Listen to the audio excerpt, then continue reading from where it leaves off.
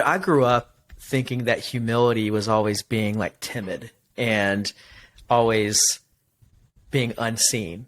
And there's aspects of humility that are about doing not like seeking your own spotlight.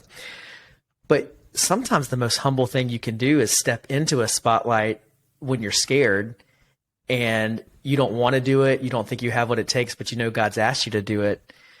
And I think that's one of the things I always respect about you so much is you've had to step into spotlights, not always because you've wanted to. And I know you have your own internal battle like everybody else does, but I've seen you push through that. And like you said, just trust God and just cling to God and say, okay, God, I'm going to do what you've asked me to do. No matter if it's in front of thousands of people or if it's not seen by anybody but Beth.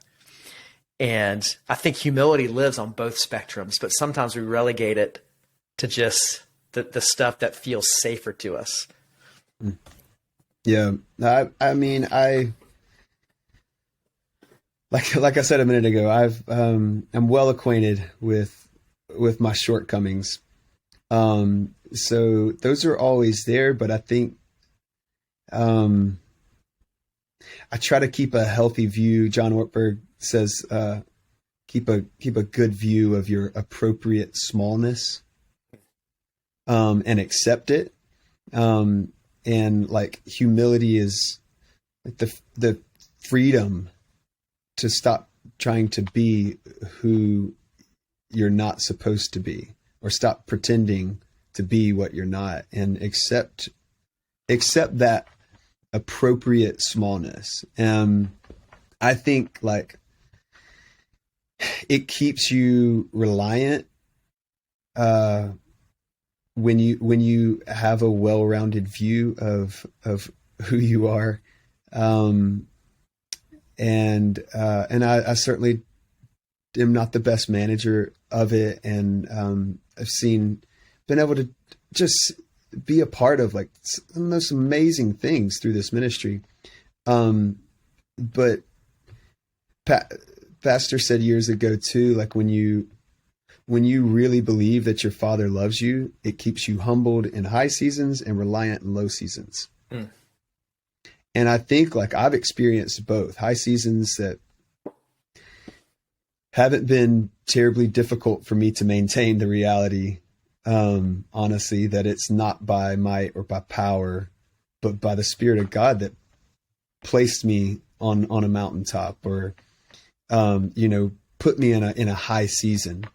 And I've been through some low seasons that have proven to make me more reliant on God. And I think like, that appropriate smallness, David talked about it as like, the way he puts it in the Psalms is like, what is man that you're mindful of him? He had such a good perspective, son of man, that you care for him.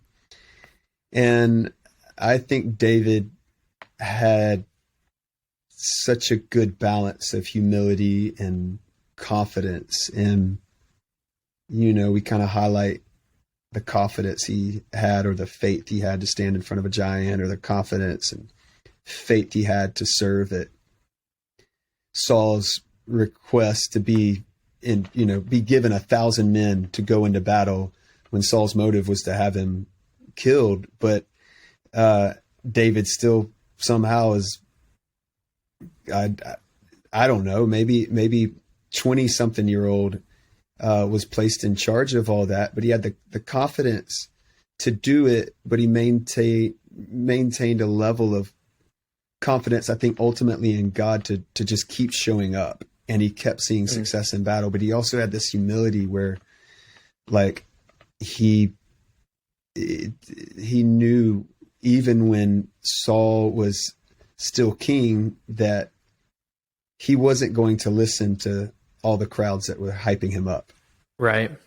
He knew he had the humility to honor the throne. He had the humility and was humble enough to not kill Saul in that cave when Saul was there looking to kill him, and just cut a piece of his robe. And he had this like confidence to do amazing, feats of faith. And he maintained this humility to repent after he slept with Bathsheba and killed her husband, like, Mm-hmm. so I think the pairing is important, is kind of what I'm always chasing, is maintain a healthy perspective and hopefully have a humility of heart and still have faith to believe, God for amazing things, step into them either way.